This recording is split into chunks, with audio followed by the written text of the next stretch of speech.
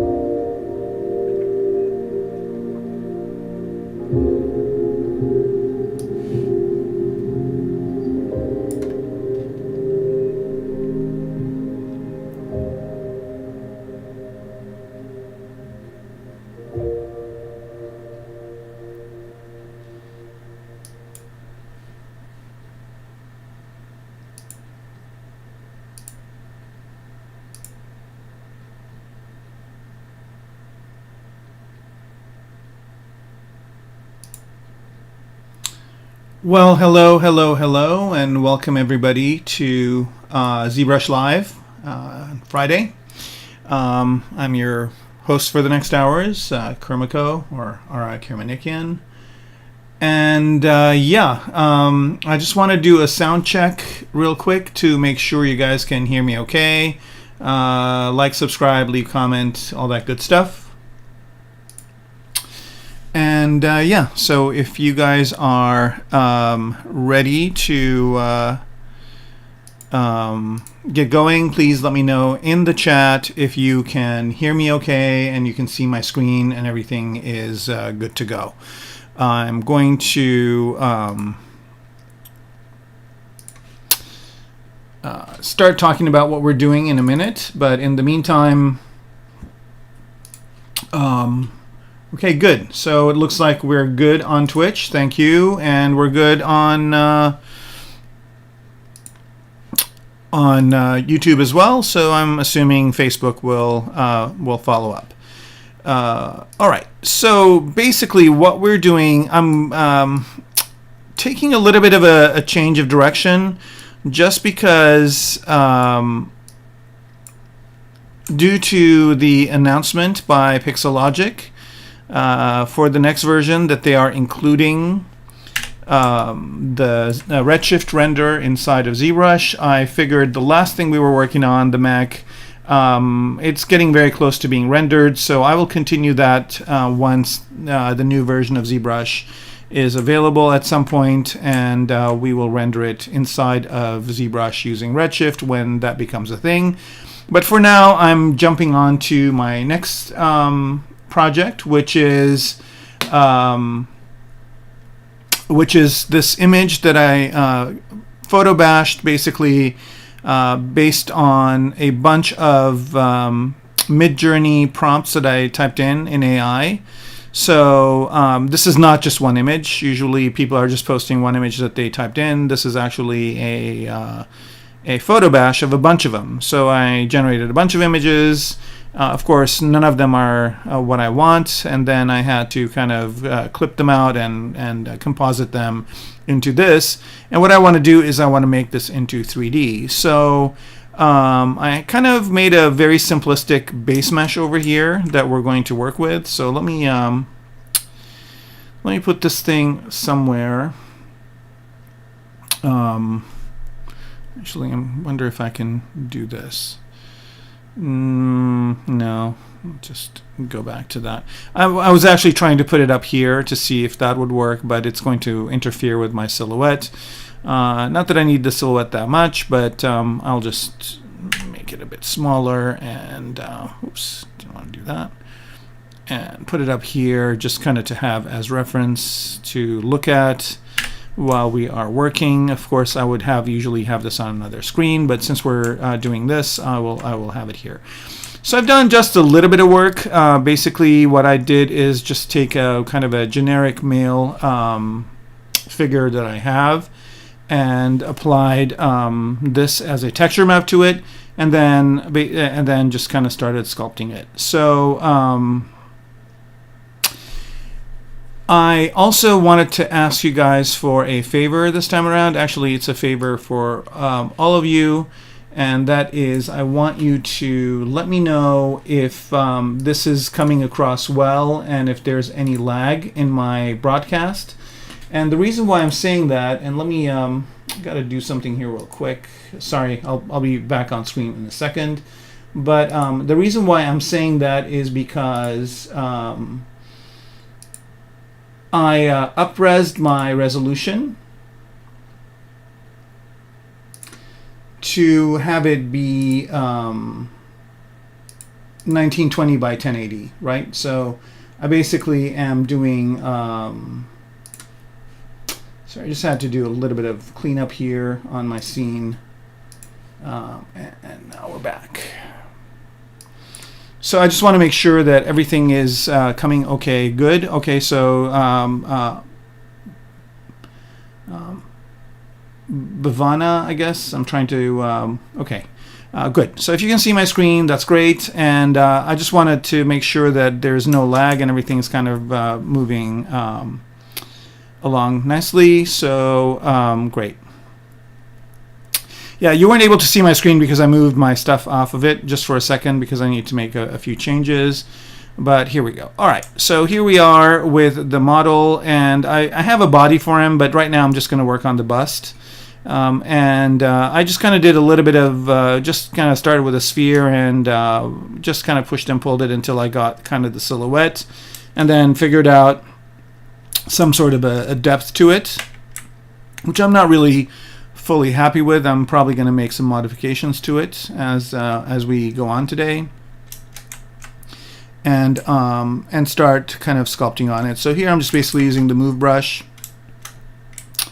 to get, and I think I've got AccuCurve on, yep,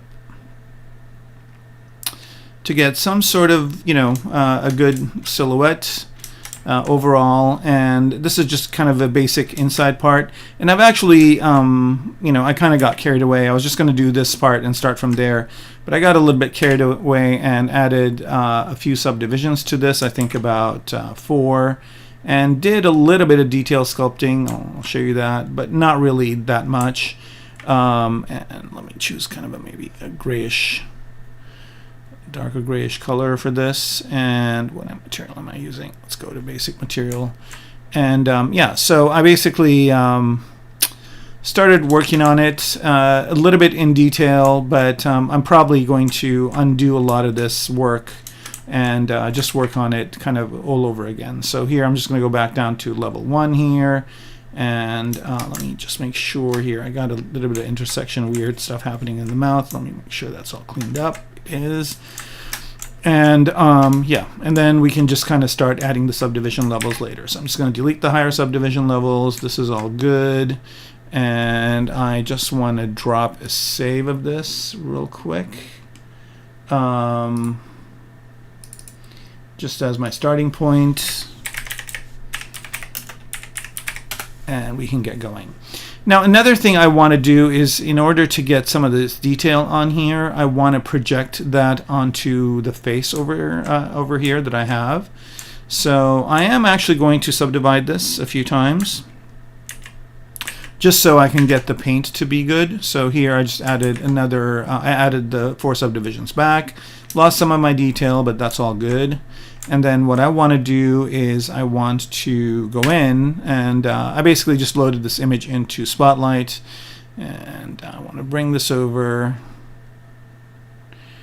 and get it to be as big as I can for the face, because I want to project these details onto my model underneath. Right, there it is, and here's the model. Let me make it a little bit more transparent here so I can see my model underneath. And that's not going to really matter with the painting. And here I'm just going to align this a little bit as much as I can to the image. And notice here that I do have some timeline spots for it, but they're not going to really matter because I'm going to redo this thing. So I'm just going to trying to line this up as well as best as I can to the model underneath. It's kind of like that scene in Blade Runner when the 2 people are trying to align themselves. There it is. So that looks good, more or less. I think that kind of fits a little bit of that border around, maybe a little bit more here. Something like that. Now, the glancing angles or the Fresnel angles here are going to give me a little bit of trouble, but the middle part should be good. So here I'm just going to go to the paintbrush, and I'm going to start painting. Now it's going to paint with whatever color I've chosen. So here, let's just fill this thing with white.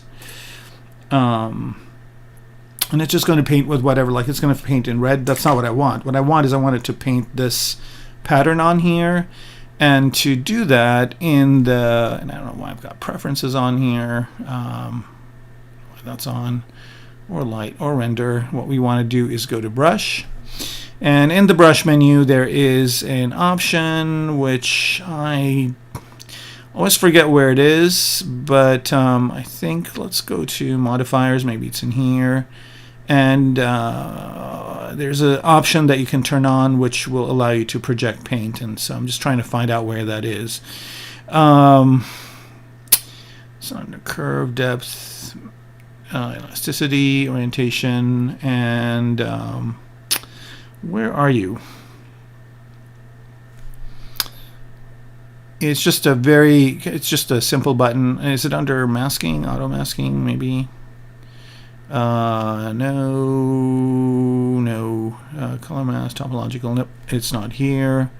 Not under tablet pressure. Alpha and textures maybe, and no, it's not here. If anybody knows, just pump it up in the chat.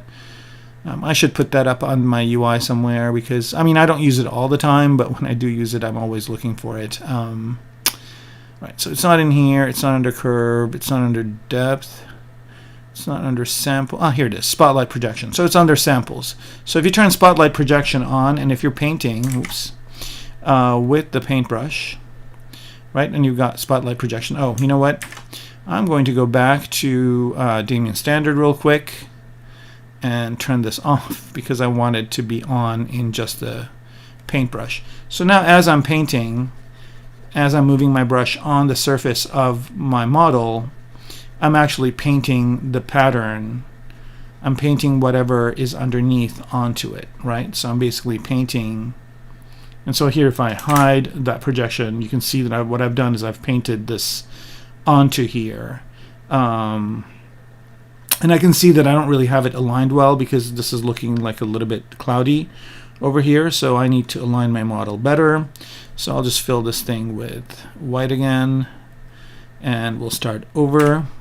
But this time what I want to do is I want to align my model a little bit better, so that the center line, and I'm going to turn on my polyframe here just to get that center line of my model just kind of to the center of the image. And the reason I'm doing that is because I'm using symmetry, and I want to paint the pattern on there. So let me make this a little bit smaller here just to kind of fit in there, and again line it up. And yeah, so this is kind of an interesting way to just get your, if you get something in AI and you like it and you want to actually model it in ZBrush, this is kind of a way to do it. Of course, AI is nice. It gives you some interesting results. It's very controversial right now, like super controversial. There's all sorts of artists saying all sorts of things. I personally think it's interesting technology, but I also think that artists need to get their due. So I think it's going to be interesting for this thing to kind of move through its paces and see where things land. But I think it's definitely, artists are definitely getting screwed by having their work being used by these companies that are making money off of these artists' work, and the artists are getting nothing out of it. Just age-old story, happens all the time. All right, so let's go back to the higher subdivision level. And the reason why I'm adding more subdivision levels is when I'm painting this, I'm poly painting it. I want as much of this to come out on the model as possible. Okay, so, okay, Alex is saying this is cool. Thanks, Alex. What can you render those colors after? Well, what if you want to bring in substance? Yeah, you can bring it in substance. I mean, basically, the model that I have, I can show you in a minute. Oops, I don't want to be moving. I want to be painting. So let's paint this on my model real quick. And again, you saw my model was kind of very simple, kind of base mesh. So here I'm just kind of project painting that onto here, and let me hide this to see what we're getting, and also let me hide the polyframe. Okay, so that's good. See, right, this is basically the image that I have. Maybe, I can see a little bit of jaggies here, and maybe I'll divide it one more time here and then do one more paint. And also, I just want to click over here to lock my position of this image over here, so that when I'm bringing my projection here, I can, it's basically in the same place. So now I'm doing the exact same thing, but I'm projecting or painting it onto a higher resolution. All right, and then here it is. So here I have it, but notice I can rotate it around. So the front part is pretty cool. It got it pretty well, but as I start rotating the glancing angles, you can see here that I've got a lot of different things that I basically have to figure out myself. AI is not going to help me here. I'm going to have to figure out what is happening in these areas and how to paint them and how to work on them. Okay, so, and also, I don't really have this bottom part, so I'm just going to be creative, and I'm going to just pick these colors over here and just paint you know, just a solid color, and maybe pick this color over here, and you know, kind of make a very extended version of what's there. And again, this doesn't really have to be perfect right now. I can poly paint it later. Okay, so now this is poly paint, right? So I can turn that on and off, but it's not a texture. It's not something I can load into Substance. So in order for this to go to Substance, it needs to be UV'd. So what I'll do here is just drop the model down all the way to level 1. So now this is at level 1. And notice here the paint isn't really as clear, but that's fine. I'm dropping this to level 1 because I want to get UVs, and I want to make sure my symmetry is on. And then I'm just going to go to UV Master here. And I'm just basically going to roll the dice and see what it gives me. Where are you? Z plugins. Do I not have them here? I don't. That's weird. Okay. I've made a few changes to my UI, and I'm constantly doing that, as I have mentioned to all of you, and many streams before. So here, I guess I just forgot to put in the Z plugin menu. All right. There it is, and I want to go to UV Master. All right, I've got symmetry on, I've got unwrap, so I'll just do a quick unwrap to see what happens here. And ZBrush is just chugging away. And it is done. So let's see what we got here. UV map, morph UV. So, I mean, it did okay. It cut my, front part of the face, which I didn't really want it to do. So I have to guide it a little bit with the UVs. So with that, what I'm going to do here is, let me just hide the poly paint for a minute. And let's choose a lighter color.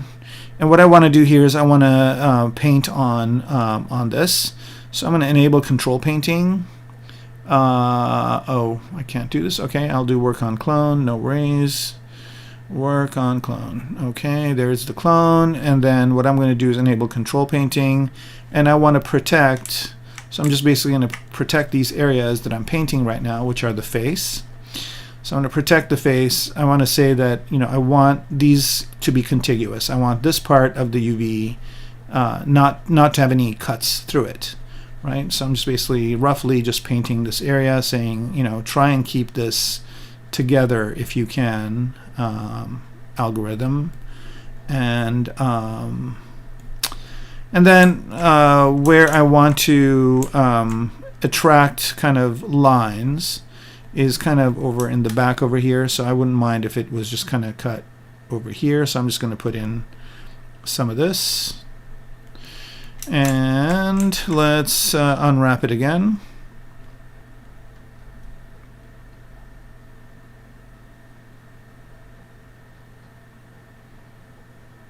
All right, let's see what we got. Oops.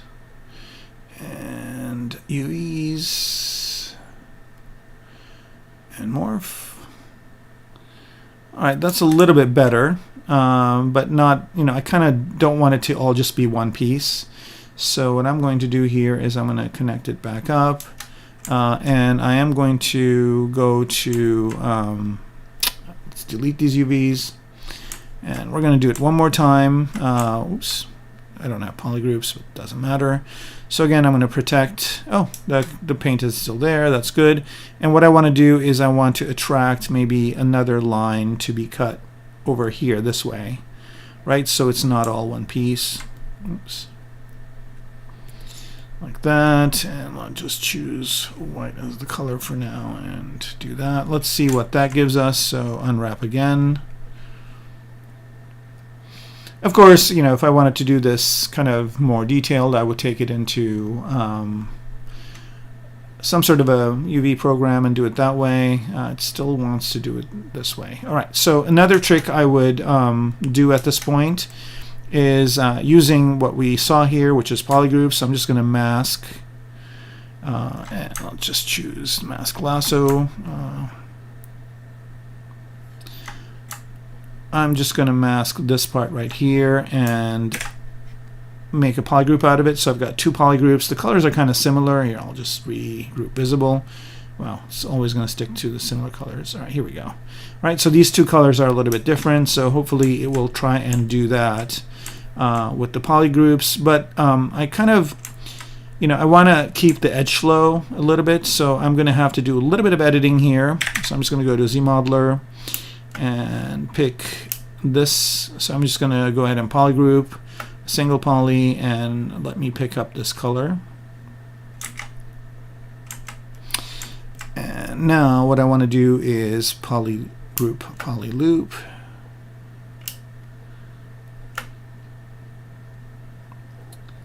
And just try and get these in some sort of good order here.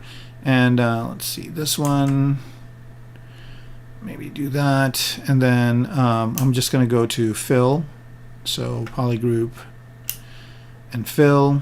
And I'm going to pick this color up. And I guess I can just make it all this color.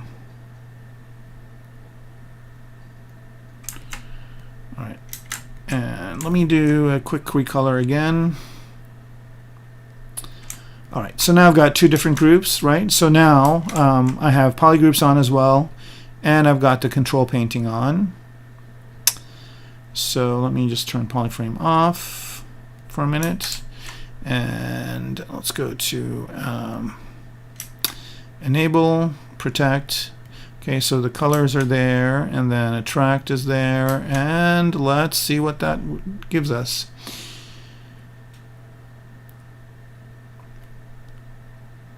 Okay, I think that's kind of closer to what I wanted, more or less. And let me check the UVs just by slapping a texture map on there.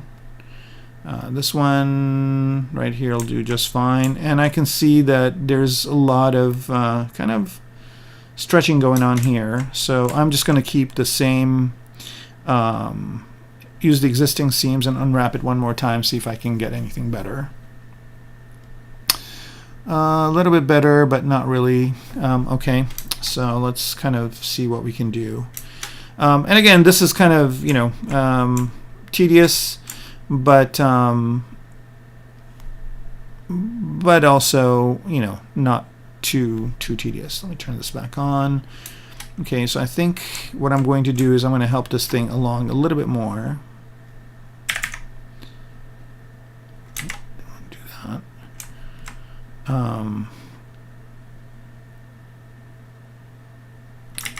Keeps wanting to insert an edge. Okay, I'm going to do that. And then I'm going to do one other thing here where I'm just going to create another polygroup this way. So polygroup, polyloop. Let's go this way.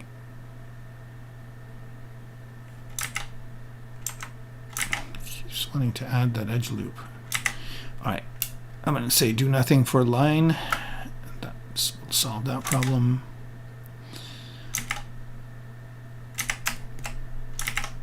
And I want to go in this direction. Let's see where that brings me. Nope. I think it's going to have to be down here somewhere. Oh, here we go. That's what I want. Okay, so that kind of will be a better cut for it. So here, I'm just going to go to polygroup, a single poly, this one, absorb that, pop that there. Just doing it on both sides, and then I'm just going to do polygroup fill. Fill this part out, and then here I'm going to grab whatever this is. Nope. Okay, and all right, so now I've got 3 polygroups, and I don't really care about the control painting at this point. I'm just going to see what this gives us. So I'm doing symmetry, I'm doing polygroups, and I'm not going to use existing seams. I'm going to do that one more time. All right, I think we're getting close here to what we need. There it is. Yep, that's perfect. So now I've got 3 different pieces, and let's check and see what that looks like, and see the distribution is a lot better. So we are rocking and rolling. So now that I've got these great UVs on here, what I can do is I can, I'm going to copy these UVs, and I'm going to go to my model, and I'm going to paste them. So now this is going to have UVs, and then I can go up in subdivision level, right, to level 5 like this, right, and turn on my polypaint. And where's that? Oh, did I lose my polypaint?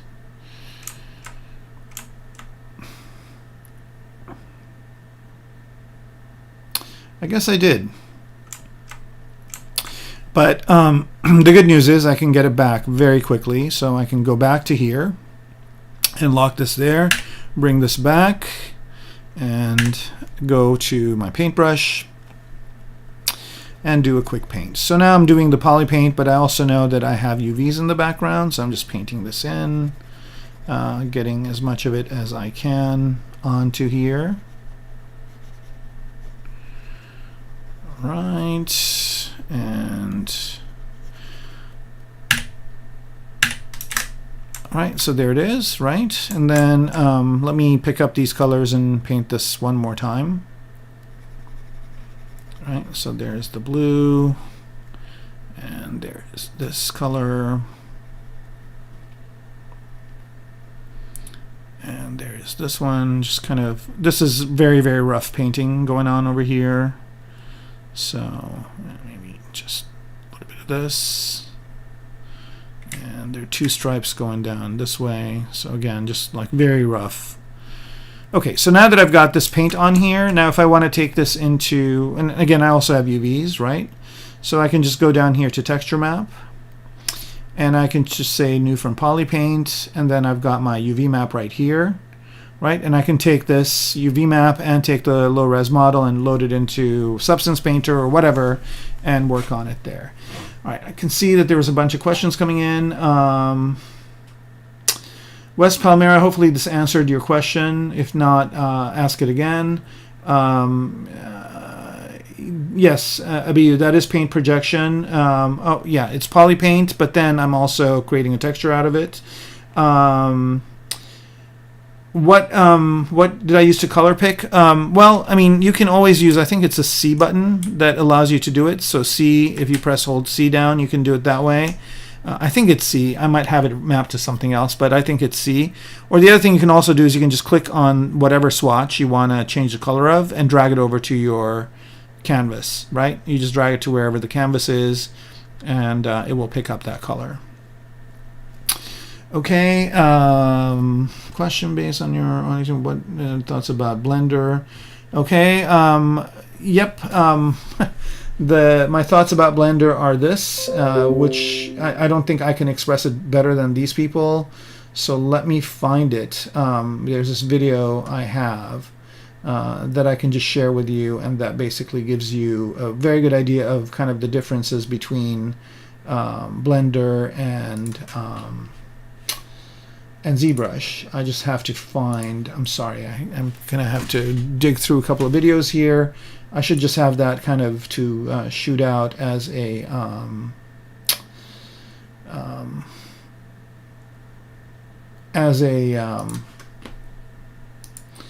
video. Is this it? No. I think it might be it. Yeah, it is. Okay, here we go. As soon as this thing is done with its ad. So if you're interested in comparing ZBrush to Blender, this is the best video. I'm just going to share it. It's a YouTube video right here, which is this one. And basically they go through and they compare ZBrush to Blender, and they talk about what the differences are and why you would use one over the other. Okay, Adrian, thank you very much. I appreciate you being here. All right, and yeah, good. All right, so now we've got the paint, and you know, like I said, and from the front it looks great. It almost looks like my picture, but the minute you rotate it, then it kind of starts breaking apart. And also, the picture here, I'll kind of bring it back, and you know, so if I look at the picture here, like I have some sense of what's going on and the size of this and how it is. But I also have no idea like what is going on over here. So I kind of have to be creative and come up with the designs of that and the depth perception and everything like that. So I'm going to go ahead and get started on that. So the first things first is I want to, you know, it looks to me like the mouth here is kind of wrong. Like I've gone in here a lot more, and the picture looks like the bottom of the teeth are over here. So I have to do a little bit of kind of fixing around to get that to be right. And also, like these things are not in the right place. So I'm just going to have to start, you know, matching things a little bit more. to the image underneath. So, which is going to mess up my paint job, but I don't really care at this point because I can completely regenerate all these things later on. So I'm just going to go to the Move Brush, and I'm also going to turn AccuCurve on so I can kind of grab some of these edges. And I don't know if I need this to be at level 5 at this point. Probably level 2 is fine, and just start kind of seeing, you know, so I basically have this tip right here, and I want it to match that area. So I'm just moving that over to where that is, and just trying to match the geometry that I have to the actual model itself, to the actual image, sorry, not the model. So here I'm just kind of taking some bold steps to just move this over. I'll probably reproject paint it later on, and that's one of the benefits, that I can completely do that all over again. But I just want to get the underlying shapes to match what I have in the painting, or in the here it's a big deal. Like, this is completely wrong. Like, it's almost at, you know, it's got the bottom part of the teeth here, which is not what I wanted. So I'm going to move these down, and then I'm going to try and move these out, right? And you know, I might have to retopo this maybe a couple of times, or not. I don't know yet. I might be able to get away with what I have. So here I'm just kind of bringing the geometry forward to match the painting, because it kind of created a mouth here in the wrong place. Let me see what the topology is like, and if the topology is going to be okay with it. I might need to move these down to where the teeth are. And at this point, again, I can just move this to lock it to where it is, bring the image back. And what I want to do here is, and let's just change the opacity down. What I want to do is I want to move, oops. See, this is the thing you don't want to do, but luckily you can Control Z it. What you don't want to do is move the image. And I wish there was a way to save the actual location of that image, but it doesn't matter. I mean, you can match it up. So here I'm just matching the geometry to the borders of this. Let me hide that, and that's good. And now I'm just going to projection paint it one more time.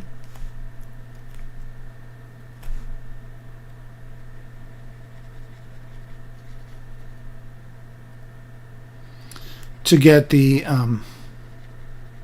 thing that I just moved onto the geometry itself. All right, so that's looking good. And yeah, here I'm just smoothing this a bit.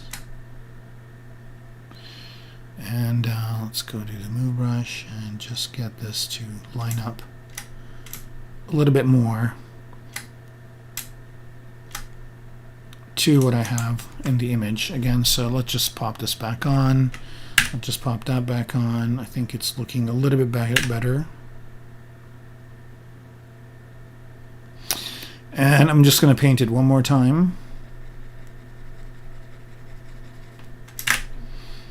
Okay. Nope. Did the paint not happen? Let's try and see what's going on here. I just want to make sure that, yeah, projection, spotlight projection is on, X is on. Just want to get these teeth on there. Oh, probably because it's not in the highest subdivision level. Let's just do that. Yep, now we're at 5. Let's get that on there. Why is it not painting it on? What's going on? Oh, I know what's going on. I've got texture map on. Yep, now it works. Okay, so now I'm just painting all this detail back onto the changes that I made. Okay, and I don't need to see that, and that's exactly what I wanted. Okay, that's good. And then I'm going to kind of take a little bit of a freedom here to grab these colors and do a little bit of painting on top here. And then grab these colors and I'm going to pick an alpha here to get some sharper edges.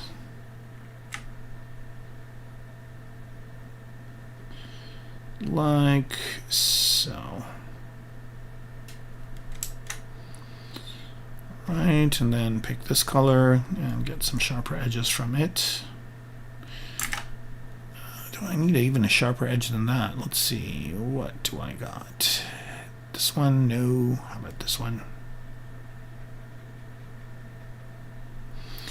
That's better. And again, I'm just kind of imagining that this is what is happening in the areas I don't see in the AI image.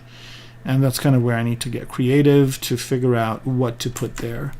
Okay, so now I feel pretty comfortable that I've matched the silhouette of what I had before, right? And I can go ahead and then, you know, I can, now that I've got this texture map, I can regenerate new from Polypaint, so I can just do that again. And now I've got a new texture map with the new details, and I can continue to do that, but I'm probably not going to do that for a while. And let's see, I'm at level 5, and the image looks pretty good. I've got a little bit of jaggies happening, but it's not too bad. Maybe I can add one more subdivision level and do one more paint job on this, just to get a little bit more detail. And again, this is like, I don't think this was a very high res image in Midjourney. It might be 512 by 512, maybe 1K. I don't remember what I painted it and gemmed it at, but it's fine. All right. And I don't know if you guys have checked, but AI programs are getting better and better and better. It's almost pretty scary. A lot of artists are freaking out that their jobs are going to go away. I firmly stand in and say that I feel like artists are still needed. I think these programs do a decent job for certain things, but at the end of the day, you definitely need to you know, have artists do the work. Okay, so this is kind of what I have now. I'm just checking the model. It looks like it's got a little bit of an underbite here, which I don't want. So I'm going to start moving these kind of more in the direction that I want them to. So right now I'm just basically sculpting and getting the sculptural detail. How much RAM do you recommend having to work with ZBrush professionally? You know, I would say at least 32 gigs of RAM. If you can, I would say that would be kind of a bare minimum. You know, if you can go to 64, that's good. If you can go to 128, that's what I got. But I don't have 128 gigs of RAM because of ZBrush. I have it because of Photoshop, because I do some photo editing and have a lot of images loaded, and the RAM needs it. But for ZBrush, I can work comfortably with 32. Actually, I had a 32 gig machine at work, and I was fine with it for a very long time, doing some very aggressive modeling and scan cleanup and whatnot. So we upgraded to 64, which made life a little bit more comfortable, but I think if you have 32, that's a great place to start. What's the difference between with and without AccuCurve? Oh, okay, Oliver, that's a good question. So notice here that if I pull with AccuCurve on, I get this pointed edge, right? And if I have AccuCurve off, I get kind of more of a, you know, rounded edge, right? So I'm not getting as pointy of an edge. So if you want to get like sharp corners on some things when you're sculpting, then turn AccuCurve on, and if you don't, then turn it off. CCTV 37, am I Armenian? I am. My ancestry is Armenian, yes. Do you... okay, eval PIO, I don't know what you're saying. Did I use autocolor group? Norika, I don't know what you mean by autocolor group. All right, so this FNF guy is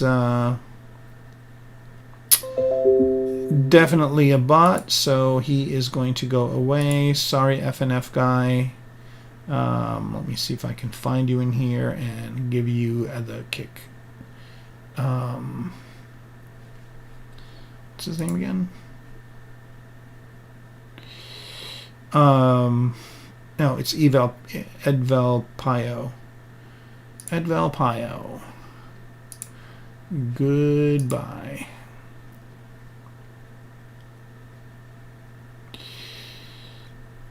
Where are you? That's weird. I don't even see him in the list. So people can come in without even being on the watch list? That's weird. Alright, well.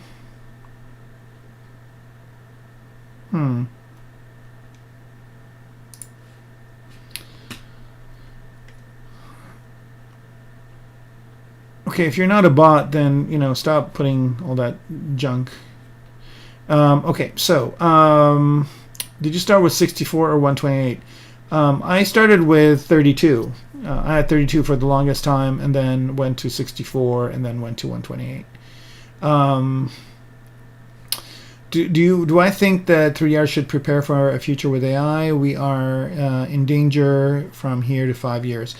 I wouldn't say we're in danger. I think, you know, I mean, I think it's definitely a new thing that's come in, and I think there's a lot of legalities that need to be figured out. But I just view it as some other kind of thing, and I definitely am monitoring it, but I don't really have a good opinion one way or the other. I just think it's kind of cool technology, but I don't. But I don't really think that. But I don't really think that. You know, I don't really think that it's bad technology. I think it's good stuff. It just will take a while for it to kind of socially find its roots and purpose. Here, I'm going to turn fill off here so I can see what's underneath. Okay, so I'm kind of going in low resolution, seeing what these are, and they seem to be working okay. Go up one more level of subdivision. So here, as I'm moving up in subdivision levels, I'm trying to figure out how the three-dimensional shapes will work.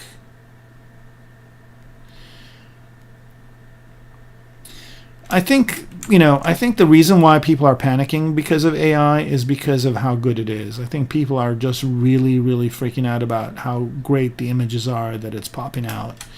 However, that said, that's not all you need. You need other things as well that artists do. So, you know.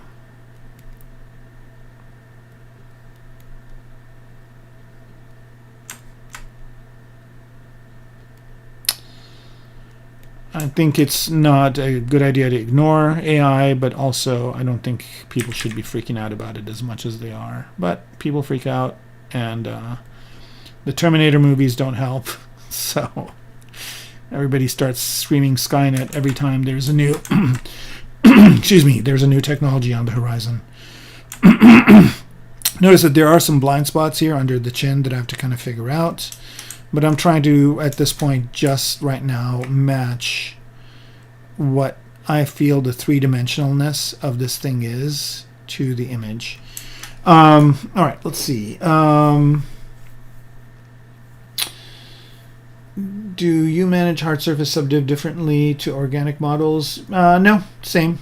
Organic or... Yeah, I'm one of the few people that don't really kind of distinguish between organic and hard surface. I mean, I understand the delineation, but it's an industry applied delineation. As far as the skills and techniques are concerned, a lot of it is very similar. And if you don't train, Maxon, then the whole program will be trained. Yeah, I think that's a good point. I mean, that's a very, very good point that you brought up. Which is that if AI continues to progress, that's great, but it's still kind of being fed stuff that existing artists have done. So it will be interesting to see once it starts getting more inbred. And what I mean by that is there might be a point after which, there are not enough new artists feeding it new stuff. So is it just going to be working on the stuff that existing artists have done, or is it going to go on itself and like start working on things that it's done? There's a lot of work to be done in it kind of getting to a point where it's super directable. So I think people that are just banking on it like taking over are gravely mistaken. I think there's still going to be a lot of work needed to be done by artists, and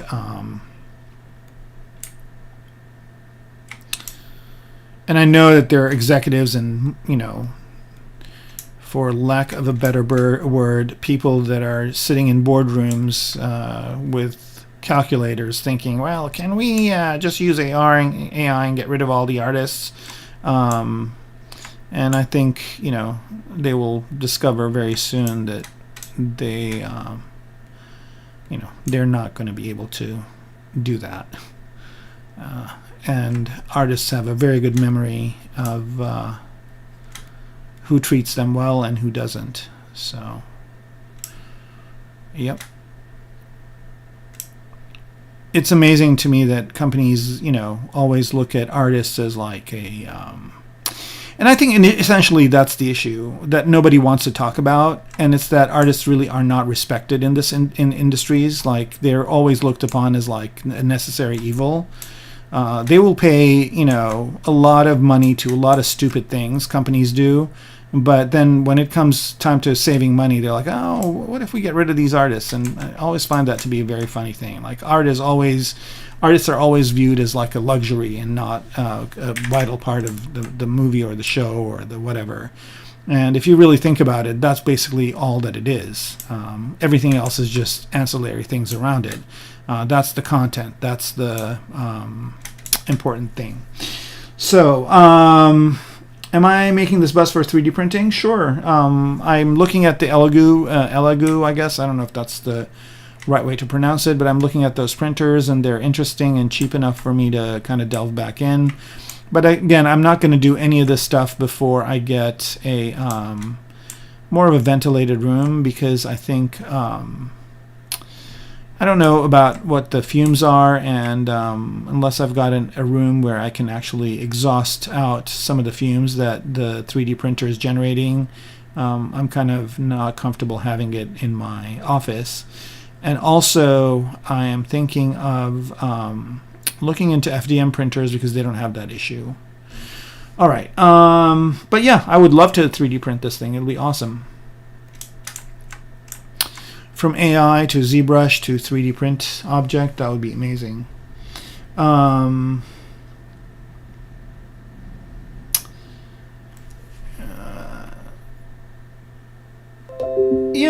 Jeremy, I agree with you. It is definitely time saving, but honestly, it also could be a time sink.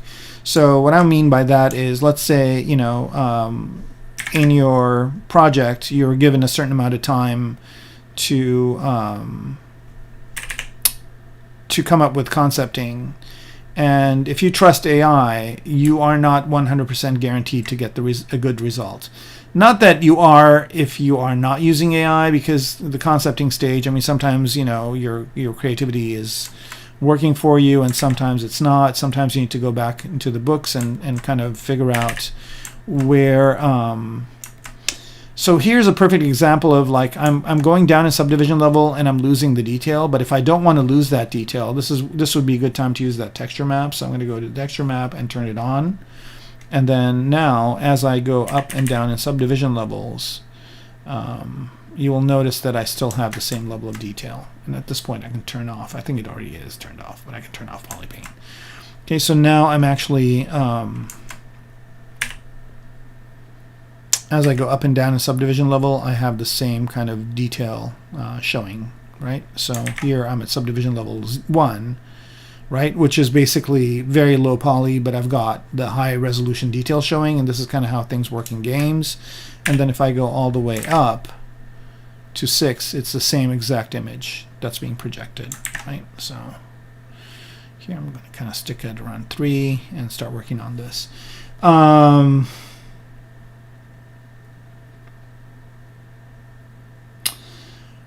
Yeah, I mean, I'm not, again, I'm in no way disparaging AI. I think it's a really cool technology and it's really important. However, I also feel like, let's let this autosave. I also feel like it's not as dangerous as people are making it out to be. So I think people are unduly freaking out about it, and I don't think that's helping anything. Matrix didn't help either. True. How often do I think remesh? It's when, whenever the polygons become unbearable, then it's time to remesh. You can remesh when you want different subdivision levels. You can remesh when you are going to UV or do other things. So there's a lot of reasons to remesh, but you can do it when you need to. You don't just need to do it to do it. All right, cool. How are we doing on time, by the way? Oh, wow, it's been an hour already. That's amazing. All right, so here I'm going to also, in order for me to kind of get a bearing on what's going on, I'm also going to start painting. So here I'm just going to bump this all the way up to maybe level 5, and I'm just going to go ahead and start painting in some areas. Of course, I'm painting on the, I can't paint on the texture map. That would be a cool thing, by the way, is if I am able to paint on the texture map in ZBrush. All right, so here I'm just kind of grabbing this color right here and imagining that this actually is the same color as that. So this is going to be kind of an amalgamation of, and I don't know if I can use that term there, of me painting and sculpting to get the result that I want. Then I think I'm going to pick this color here and paint this border. So right now I'm just basically trying to match the painting, the underneath painting, to the sculpture that I have, and see if I can augment the paint and get similar looking results. So this is when you're polypainting and you're sculpting at the same time to achieve a certain look. And again, what I'm going to have come out is not going to be exactly what I had in the image, but it's going to be probably, I'd like to say, a better representation, but I don't want to be that arrogant about it.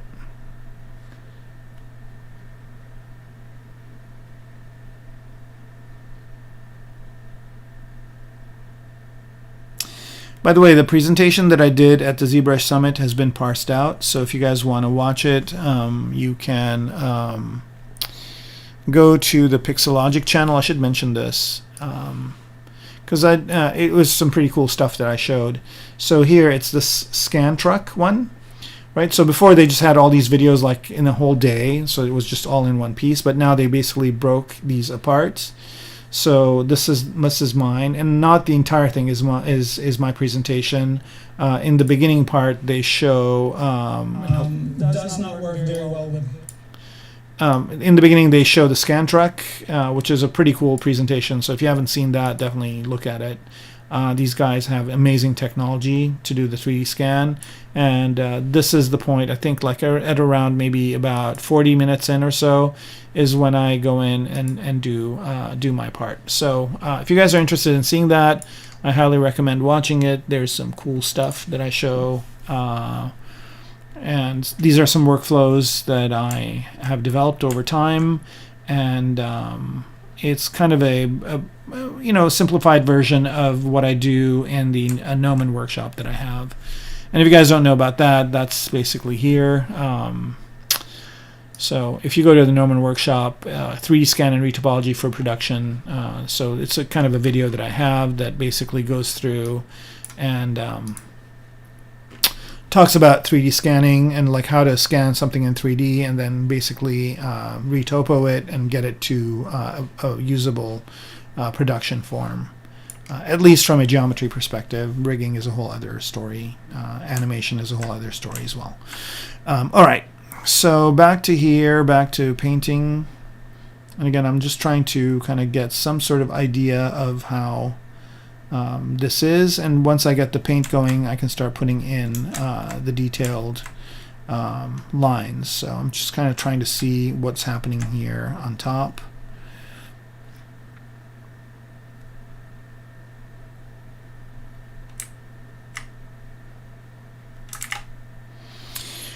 For painting, there's this brush that I really like to use, but let's see. I mean, I guess this is good with this alpha. I just have to choose a smaller brush. See you guys saying stuff. What sold you about Elgo printer from other printers? Is there anything specific? I think it just was cheap, and I've got friends of mine that have used it that have told me that they're good. I mean, personally, I'd love to get a form scanner. I think those are the best ones. Just they've got good support. They've got a strong company behind them and everything. So but I can't really. I don't really have the budget to drop $2-3 grand on a printer right now. So the thing that attracted me to Elegoo was that it's inexpensive and the quality of the prints are pretty good. They have a water soluble resin that I like too. So those are kind of the things that I liked about them. They also have a nice curing station and a whole bunch of other things that I think look really good. And that's kind of why I've chosen them as the option. But again, by the time I'm ready to buy something, it might change. I also would rather just give my model to somebody and have them print it.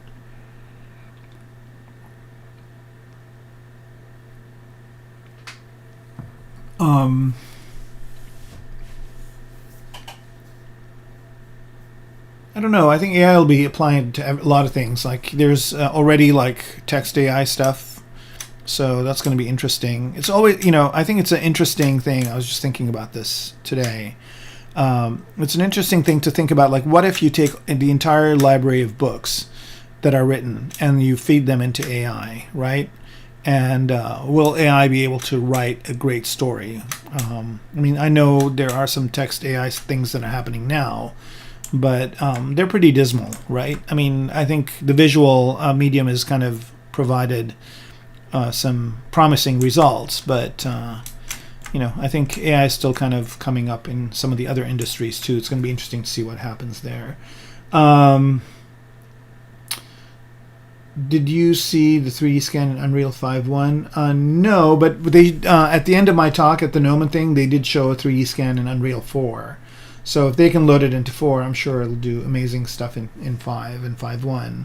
But Oliver, which specific thing are you specifically talking about? Yes, I did 3D scan myself. And again, if you watch that video, I'll put the link in again so you guys can watch it. But if you do watch that, I basically show a scan of myself that I'm working on. Initially, I was supposed to be showing a different scan, but circumstances didn't allow for that. So I ended up using my own scan, which is fun to do. It's pretty amazing to see yourself in a 3D scan in a model. Sean, yeah, text is funny to read. I agree. I think it's a more of a thing to laugh about, but who knows? There are AI programs generating 3D models too. So I just saw there are a couple of companies doing that kind of stuff. So they basically get some photogrammetry based AI primitives that they feed in, and then you can type in other words and get different results. Again, none of these are really prime time ready, but I'm sure that somebody somewhere is like, well, you know, what if we throw some money at this? Will it work? So we'll see. So here I'm kind of doing that combination of 3D painting and then I'll probably be sculpting these into some sort of cut lines. But right now I'm just trying to make sense of what the AI did to get some sort of, you know, underlying design that I can go in and sculpt afterwards.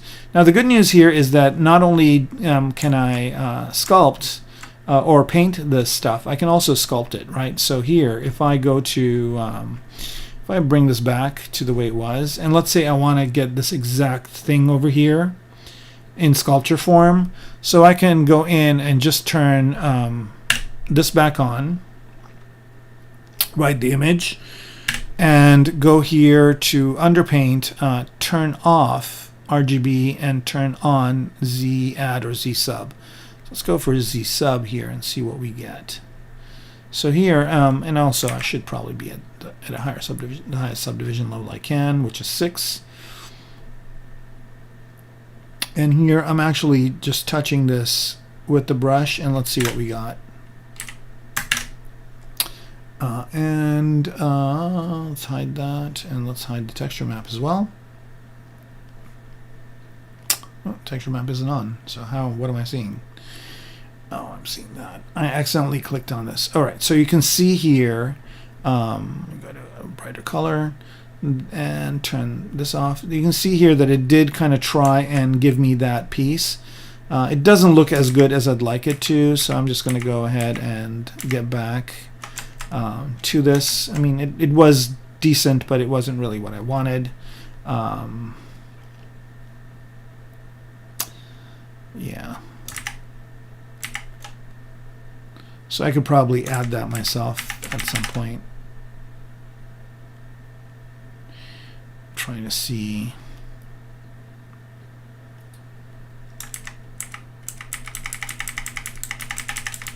Trying to go back a few steps. Do that this way.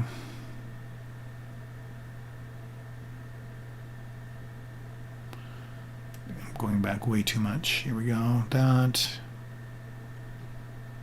and that. Let's see this. Now what I want to do is just get rid of this kind of, I think that's good enough.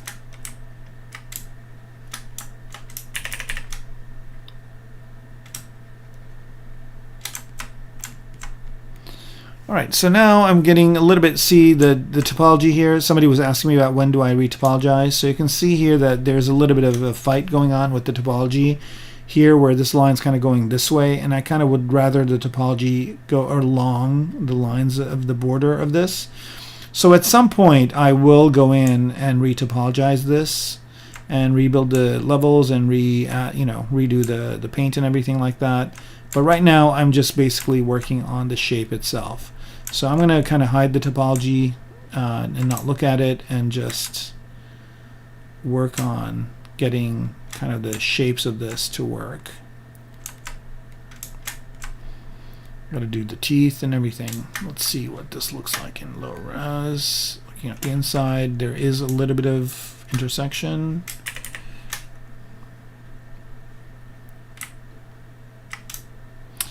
I see you guys typing stuff, but I'm just kind of focusing for a minute here.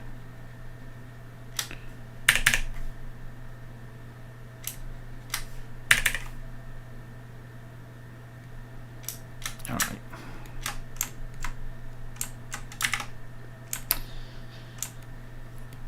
And it's kind of really interesting to go back to when the polypaint is on and off, just to kind of see how much detail, you know. So here, for example, this line kind of is going this way, so I need to move the geometry to match it.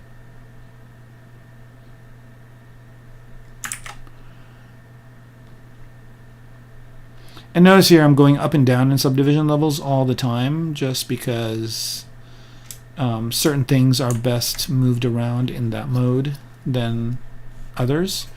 Okay, so I kind of match that. And let's go back up in subdivision levels. Let's see here.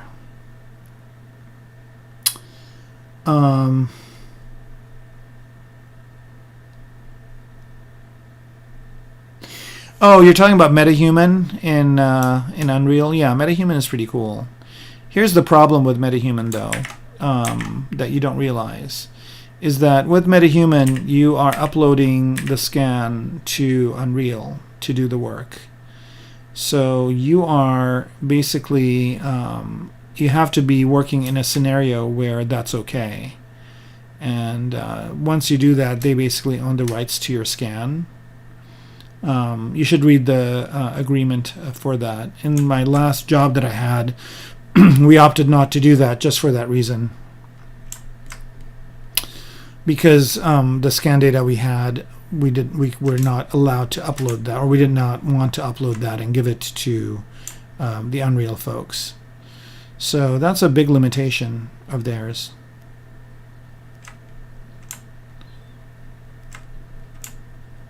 Yeah, but you can do some really interesting stuff with MetaHuman. I've got a MetaHuman of myself on there. I didn't use the exact scan data of me, but I did kind of make some modifications to it. So the Unreal people do have a scan of me, or a version of me somewhere.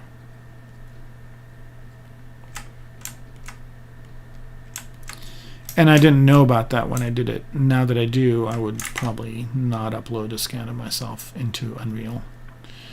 Not until they change the rules of that, where you can make things private.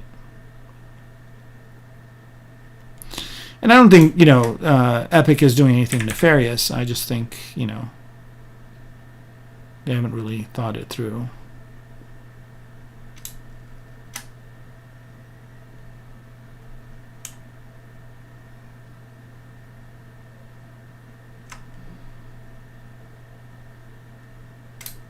You think people are freaking out about loading up their images into AI, but what if they load people's scans into AI? Like, what happens then?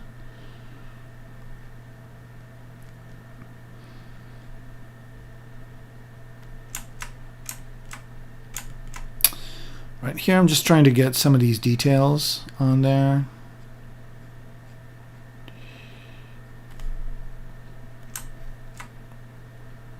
It's very rudimentary versions of these.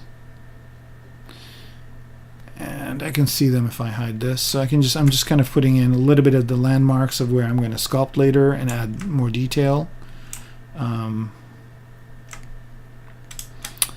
Funny enough, I seem to be working on a lot of models that have dimples.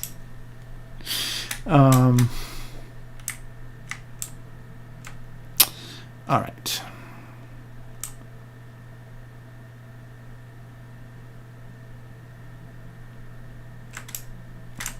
Again, I'm just basically interpreting what the AI is showing me. None of this is, you know, I don't think the AI knows beyond what it shows as an image.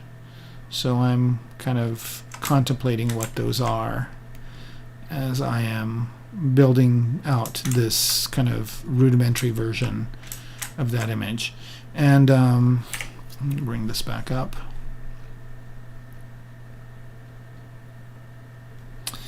You can see some of the really interesting features of this is this area over here, and I want to get that going as well as I can to match what we have here. So, you know, I mean, I probably will cut out this part and put some electronics and stuff in the back over here eventually. But yeah. I kind of miss working on that mech that we were working on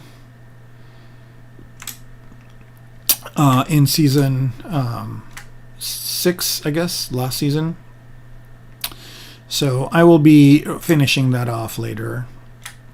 For those of you that didn't tune in at the beginning of this, I'll be finishing off that mech in the next version of ZBrush once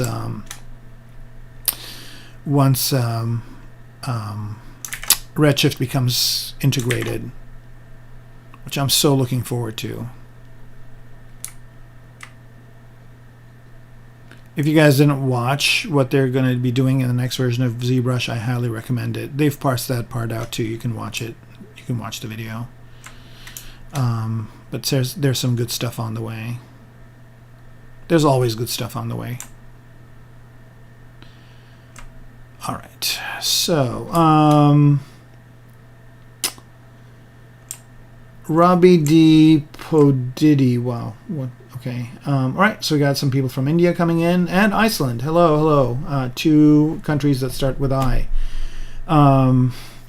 Speaking of different countries, anybody here watching the Soccer World Cup? I didn't watch today, so I don't know who won. I'm kind of waiting. I'll watch them later. I don't want to know, so don't spoil today for me. I was bummed the U.S. was out. They seemed like they had a good team. Roby Depot Diddy, you can watch the beginning. I mean, this will be shared again online, so you can go and watch the beginning of it to see what I'm doing. I'm basically just taking an AI image of this kind of robotic face and then trying to make it in ZBrush.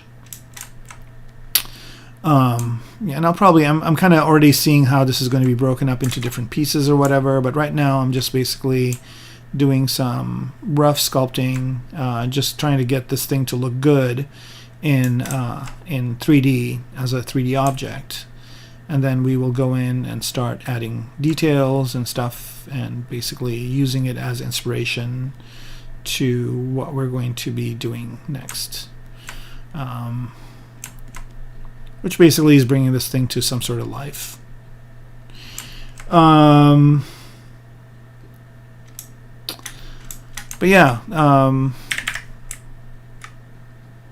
was kind of happy with how the U.S. did in soccer. I mean, it's usually such a afterthought, soccer for the U.S., but I think this team has potential. So I think maybe the next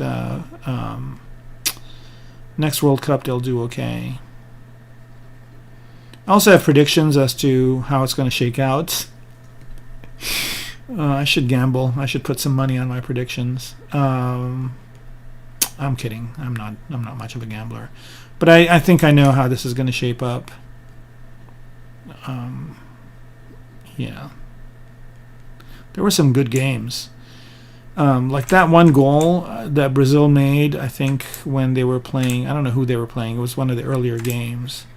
So the guy did that samba move where he just basically jumped up and flipped and kicked the ball in. Like it always amazes me when they do that. I'm not a big sports fan, but I definitely do watch the World Cup. All right. Wow. I brought up the World Cup, and there's nothing happening in the chat. Like everybody's quiet. Not too many soccer watchers, I guess, or soccer fans. All right, so here I'm just kind of trying to get the shapes to work in 3D, trying to figure out what's happening over here. So I'm going to go back to my image and see, like you can see here, there's really not much going on. So I have to, I think there's a little bit of a inlet over here. So let me see if I can match that. So again, move this over, bring this up, so I can know where that inlet is, which is like right about over here. So let me just kind of put a little marking over here, a little marking. And let's see what those are. All right, here we go. How do I separate things out later? Well, there's a lot of different ways. Oh, my cat is visiting. She might be in the frame soon. There she is. Say hi. Oh, she is kind of on a mission to mess things up. She's very curious about what's going on. She has no idea.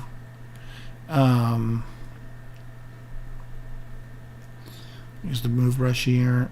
Let's see if I can match some of these. Actually, let me bring the paint up, see if the paint helps in any way. A little bit, not really.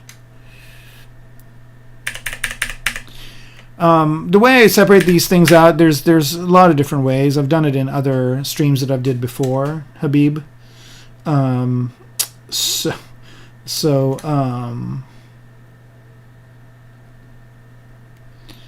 I think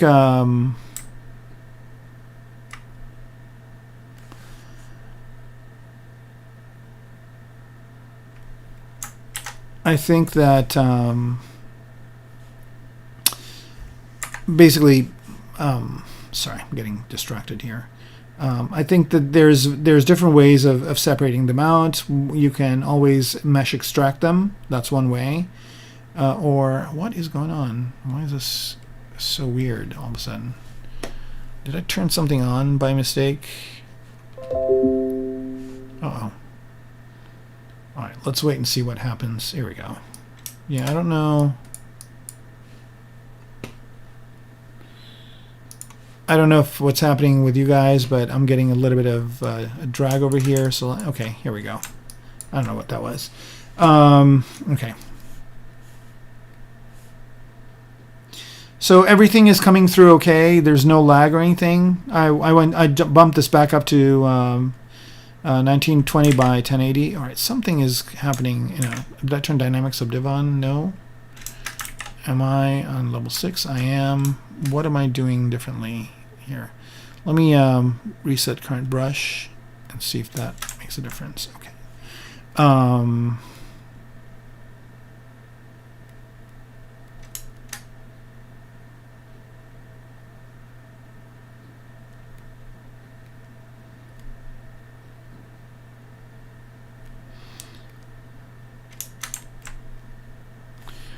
Turn point frame off, see what I'm getting here. Yeah, see, I'm just basically right now just roughly kind of sketching out different details, and then I will go in and clean them up. But right now this is a very, very rough sketch.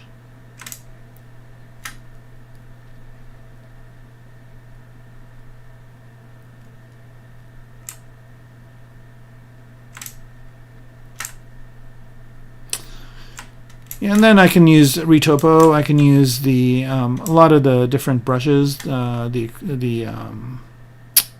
extrude brush. I'll be doing it if you watch this season. There'll be a point at which I will do it. So either tune in every other Friday, or at some point you can probably go and binge the whole thing and then see how I do it.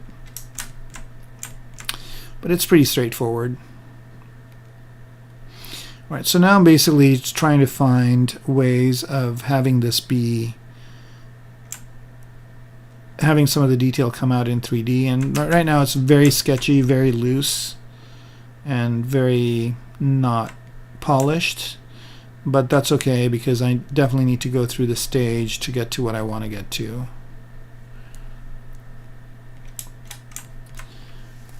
Let's see, how are we doing on time? Okay, we're doing great.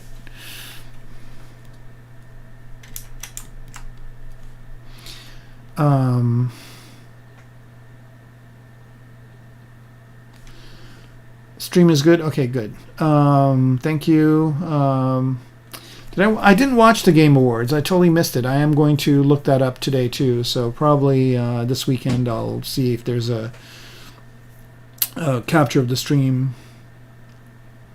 The brush shortcut, this thing that you're talking about, Kumbar.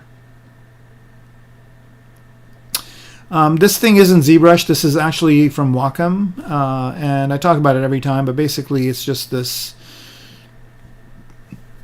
This radial menu that you can use. I just made one and mapped each one of the keys to a number.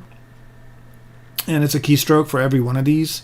So it's just a fast way for me to kind of go through all the different brushes that I use all the time.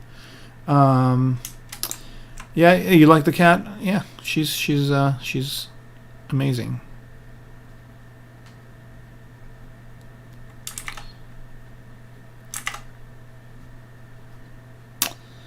All right. So now I'm basically trying to determine the 3D forms of this thing. It's funny, the last two images that I've done have been based on, or the last two kind of sessions I've done here have been based on AI images, which is kind of interesting.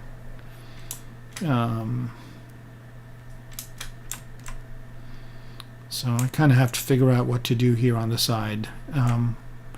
See, here's a thing where AI can't help me, all right? I have to figure out what these things are like. I have to figure out how this jaw opens, if it does.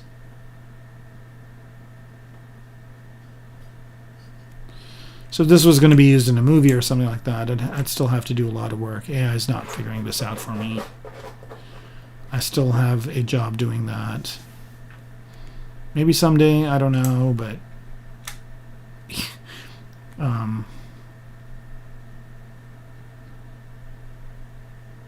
but as of now, I think AI does certain things really well and a lot of things not so well. But it's definitely a buzzword. People like saying it.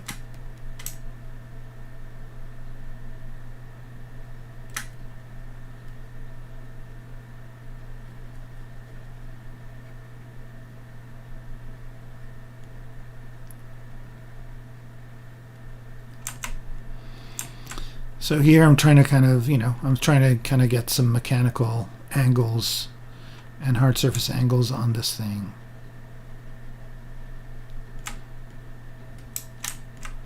I so don't like the straight line over here, and I know that in the image it's not that way. So here, if I bring the poly paint back on, I can see that it's not a straight line as, I mean, I did paint it in, but you can see here that it's kind of not a straight line. There's this kind of angle coming in, and I need to match that.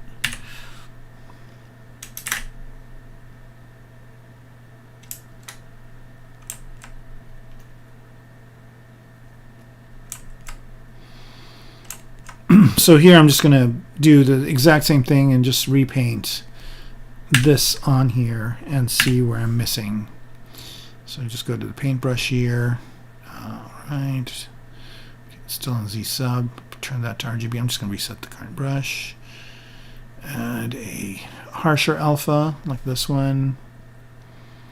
And just paint these things back on. Yeah, see, so here I've kind of got these lines back. And it looks to me like there's a bigger indentation over here that comes this way. So I need to match that if I can. All right, let's hide the poly paint, see what we got. Yeah, see? So that's why the line was horrible, is because it's not in the image. So this thing needs to go away. And easily done. Let's go down in some subdivision levels and H-polish this down.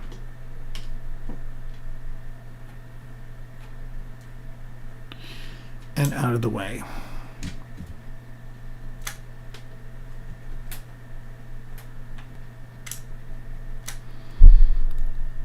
My cat is all over things today. Here she comes again. Tail, there she is. Hello, world. Sometimes I think she gets jealous of the clicking of the keyboard and the pen on the tablet. So she comes over and starts whacking my hand with her tail. She's doing that right now. It's so funny. She doesn't know what ZBrush is.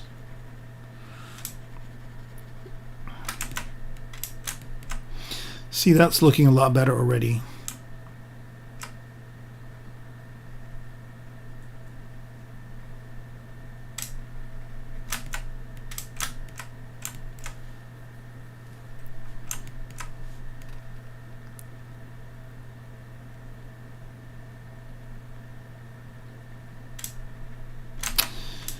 Alright, so yeah, I'm liking what's going on here a lot more, but still not what I want it to be, so I just need to work on this detail. It's just amazing, one of the things I've discovered. So one of the things I do in addition to being an artist is I'm also a teacher, and I also study what's going on. So the reason why this image looks great is because AI has figured how to make this thing look interesting to me, and then I've taken the pieces of it and merged it together to basically create something that's interesting to me. However, not the painting process and the image generation process has not given any thought to what's going on underneath this object, right? So I don't really know, realistically, what is going on here. Is this going in? Is this going out? Is this just paint?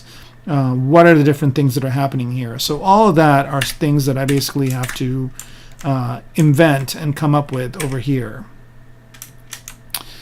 Another thing also is maybe those dimensions look good in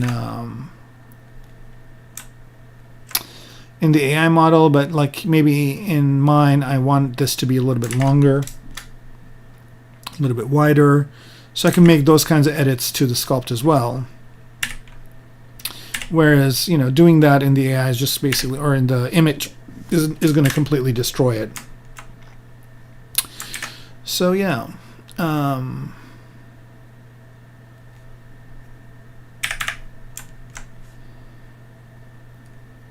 As much as there are promising things with the AI image, there still are a lot of things that need to happen.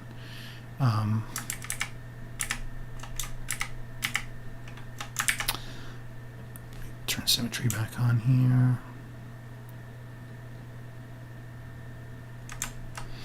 And I'm really kind of trying to get these kind of hard surface corners to work. And, just kind of squinting and going outside of your squint to see something more clearly. I'm doing the exact same thing here, where I'm doing some very rough sketching and then trying to break those out into some sort of shape. You can see here that I'm fighting with the geometry whenever I get these types of things happening, so I either can subdivide or smooth to kind of get it to work better. I'm still kind of not happy with what's going on over here, so let me just dig this back in some more. I have a feeling that this is all going to be empty and there are going to be tubes and stuff that I'm going to put in here to make that kind of image work. All right.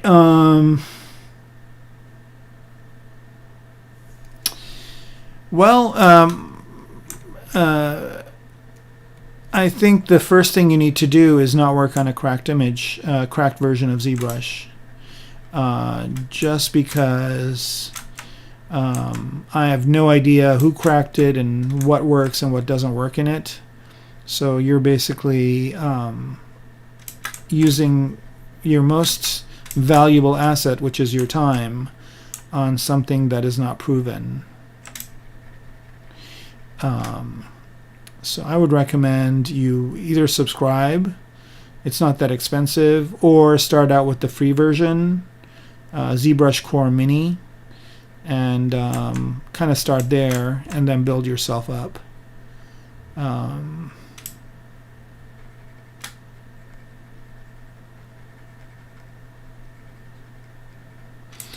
I've had, people that have worked with cracked versions tell me that there's things that don't work and this, that, and the other, and why even go there?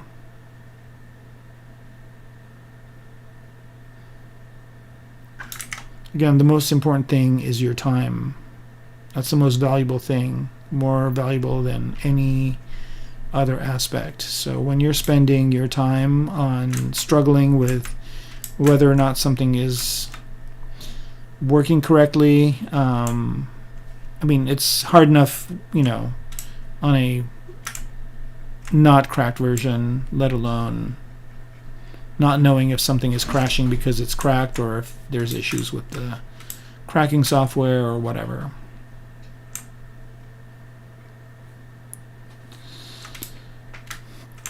So that's my 2 cents on that. And if you're a student, they do have amazing student pricing. I should mention that too. Maxon has really good student pricing for Maxon 1 for students and teachers.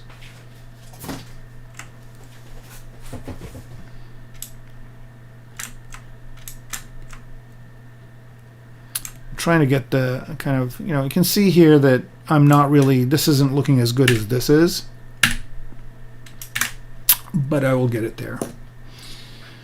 All right, doing good on time. We got another half an hour to go. All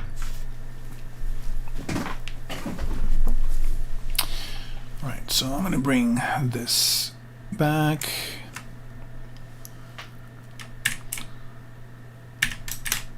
And go up in subdivision level, and then I'm going to start, putting in some of the details here to start, figuring it out. Because again, this thing's going to always be looked at from the front, so I need to make that work first.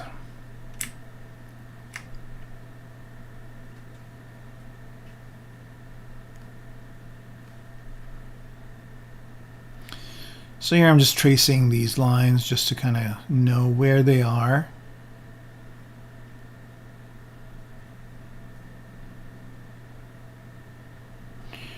And I might not stick to the existing thing 100%, but I'm going to try and get as much of it incorporated into what I'm working on as possible.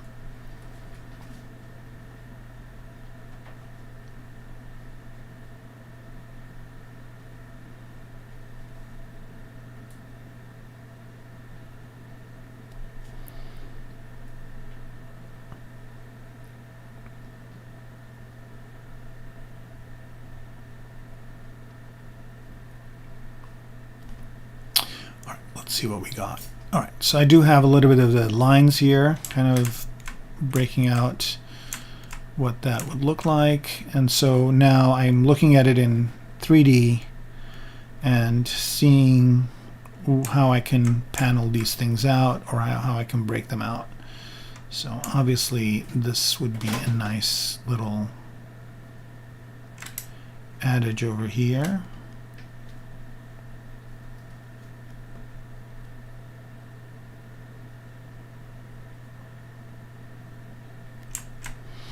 And again, I'm kind of doing a little bit more detailed work, but that's fine. And why am I on Skin Shade 4? Let's go to Basic Material. Here we go.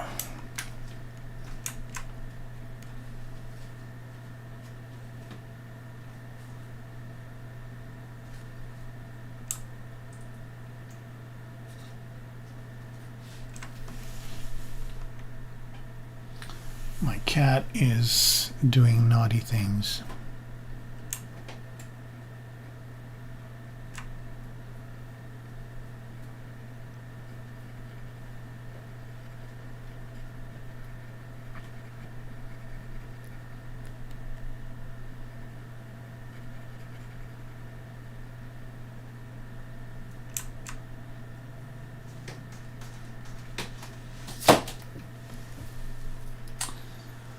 Just 1 second.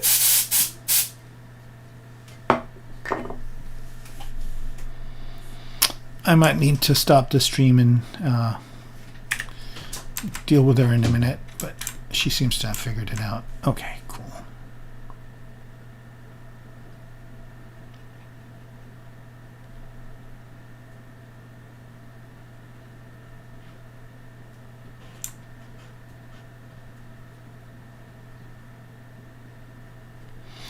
All right, I'm trying to keep myself from adding a lot of the detailed stuff here that I'm doing, but it's, again, putting in details is always fun and always compelling, and right now all I need to be doing is establishing planes. I don't need to be doing too much detail work, but just establishing like the different kind of pieces that I know I'm going to have to break out later or put in parts or whatnot.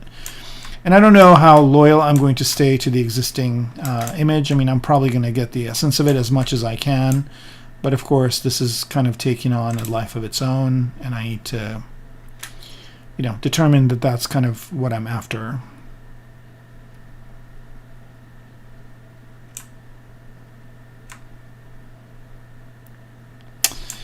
All right. It's getting a little quiet. I don't know if you guys are still on board. Looks like the number of people watching has gone up significantly. So yeah, thanks.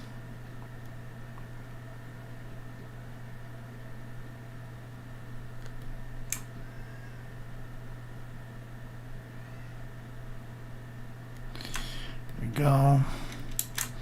And I'm gonna have to figure out the eyes in here, so I'll probably, let's add a couple of spheres.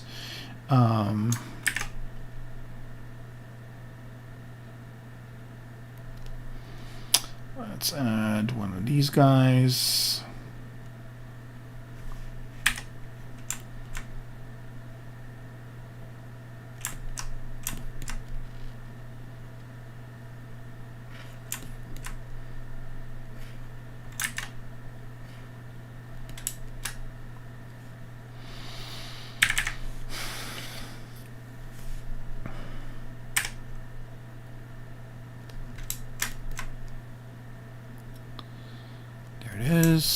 There it is, like about there. Now in the image it has pretty small eyes, and I might decide what to do there. Let's turn transparency off, see how these are coming across. I think that's a good place for it, right about there. And let's create another one, add dynamic subdiv to them.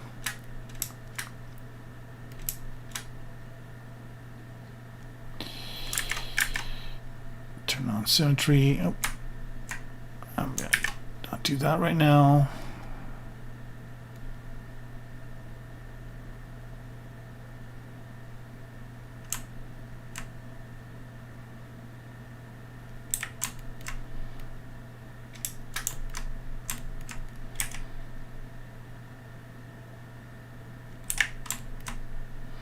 All right, that's good. So now we've got eyes, and so divide that a couple of times. And one of the things that I like to do is let's match this up again. Is just kind of figure out where the pupils are on here. So I'm just going to go back to my paintbrush and bring up the poly paint on here. And I think the eyeballs are just about over here, so let's just fill this with white and just kind of roughly put in the pupils so we can work around it. This is looking really goofy right now, but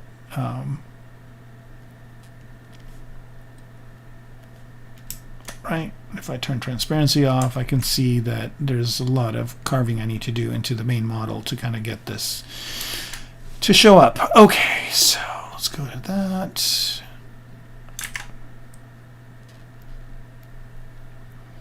Go here.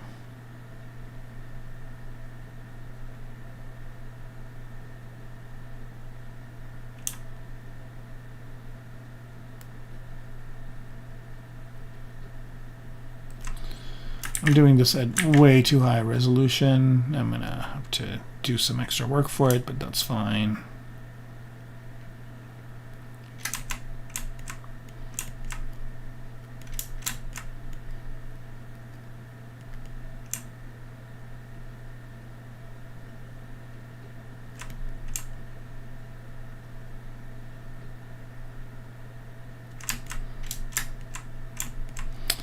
Yeah, all of a sudden it has a soul. Let's go back to the eyes here, and let me get these to be a little bit better.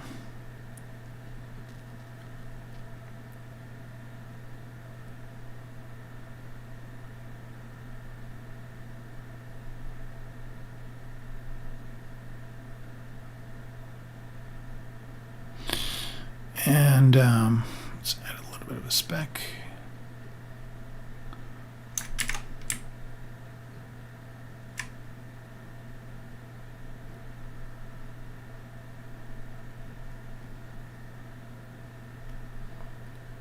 There, just to kind of give it a little bit more realism.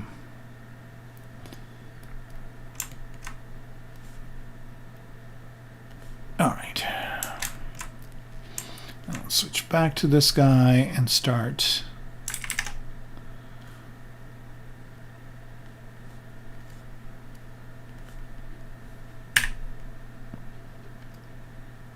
tuning up these eyes.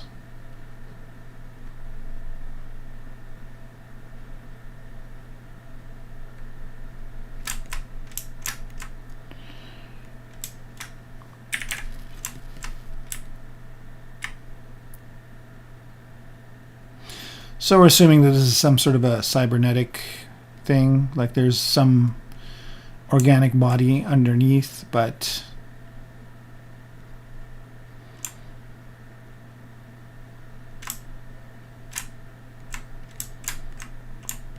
it's been augmented in some way, shape, or form.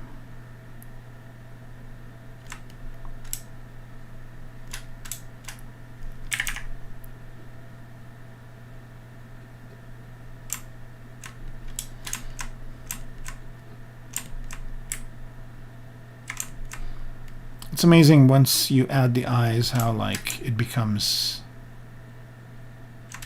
a little bit alive.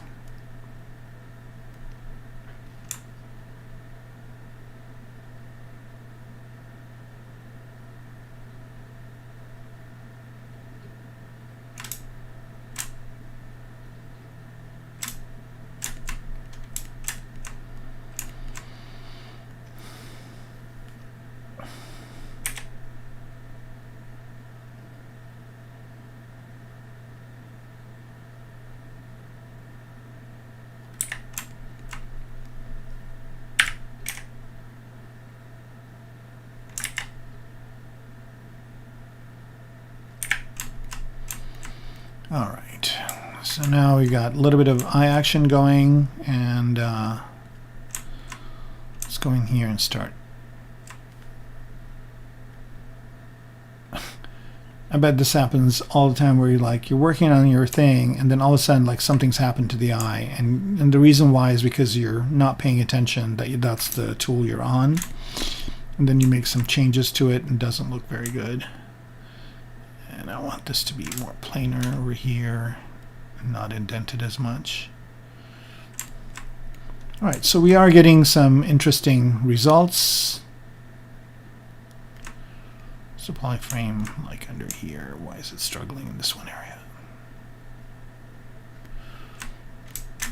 And my topology is holding out so far, which is good. I'm not hitting any big topological issues yet. So I don't have to do a reconstruction. I can just continue.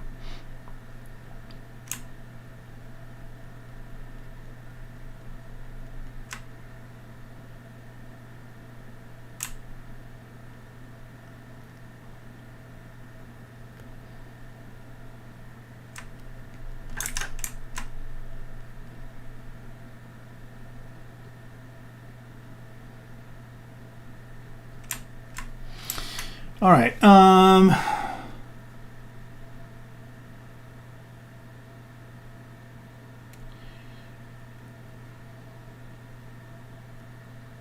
Have I used Nomad Sculpt? I have. I mean, they're okay, you know. I think the way I look at you know, honestly, I've used a lot of sculpting programs. I've used almost every one of them. And I don't mean just like dabbled. I mean, like I've written a book on Mudbox, which is a kind of a, you know, a high-end sculpting program. And I've used 3D Coat. I've used Nomad. There's another one, I think, on the iPad. I pretty much, you know, whenever a sculpting program comes out, I always try it out. And I give it a good effort just to see how, you know, decent they are. And honestly, I haven't found anything to be as good in sculpting as ZBrush is. ZBrush has just got something about it, the way the brushes feel, the way the sculpting happens, that I don't think anybody else has figured out yet. And I don't know if it's something they can figure out, because I think it's inherent in how ZBrush works. So, yeah. And, you know, for the person that said that in India the dollar conversion is really high, and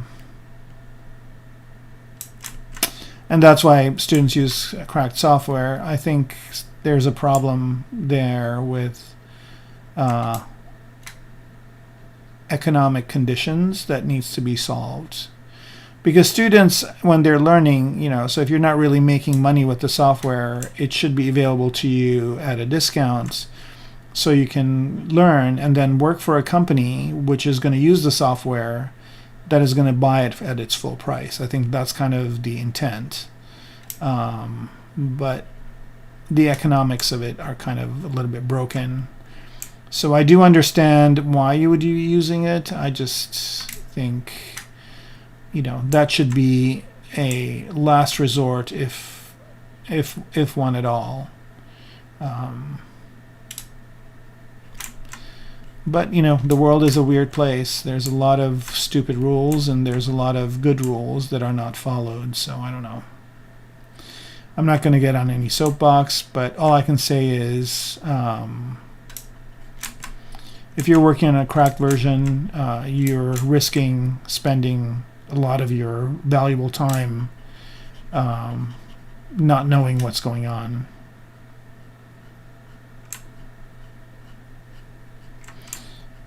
Now, the good thing is that Blender is available as free software. I like that it is. But again, same thing with Blender. If you are going to be using it, and you're going to need some plugins for pretty much almost everything, so you're going to end up paying for a lot of the plugins. So it doesn't end up being free after all, if that makes any sense. All right, let's see how well we are matching our image again.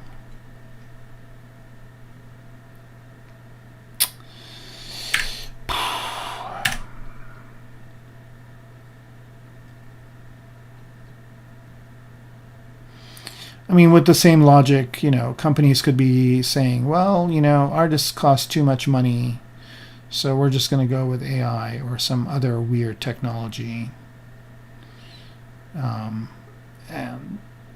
that's not going to work too well.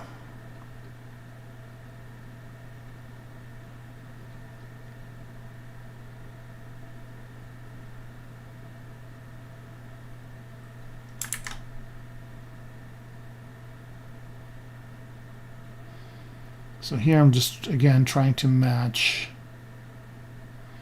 as much of that painting as I can.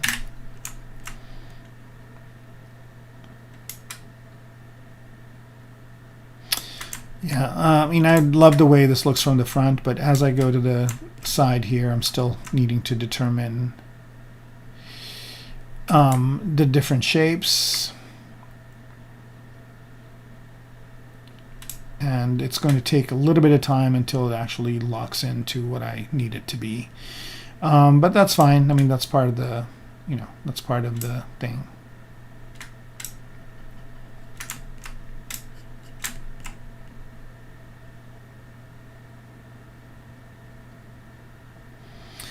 I really love the way this part is looking.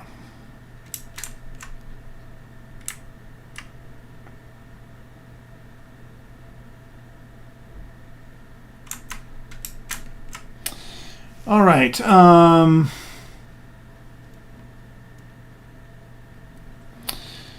Yeah, I mean, the plugin, the things about the plugins that I like right now are that upgrades are free. So if you pay for a plugin, you get the upgrade for free. But you just know that at some point they're going to ask for money, right? I mean, if they're going to keep those things up and they're going to modify them, something's got to pay their rent. And so eventually they'll start charging for upgrades for the plugins. And I don't think Blender will ever become not free. Like, I don't think at some point Blender will be, like, you can only get it if you pay for it. However, I liken Blender to Linux, where Linux is free, but there are a lot of companies making a lot of money with Linux. So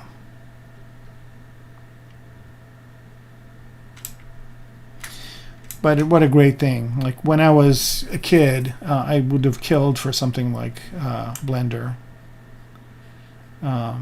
I didn't have the luxury because at the time, computers that ran 3D software and the software itself were super, super expensive.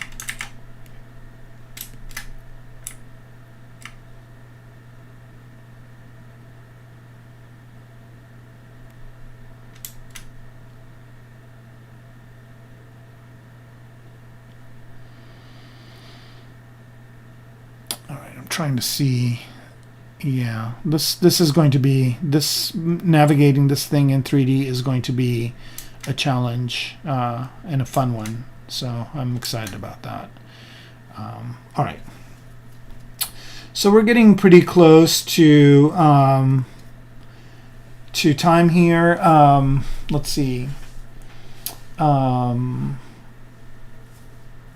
So what we're going to do is probably stop pretty soon here.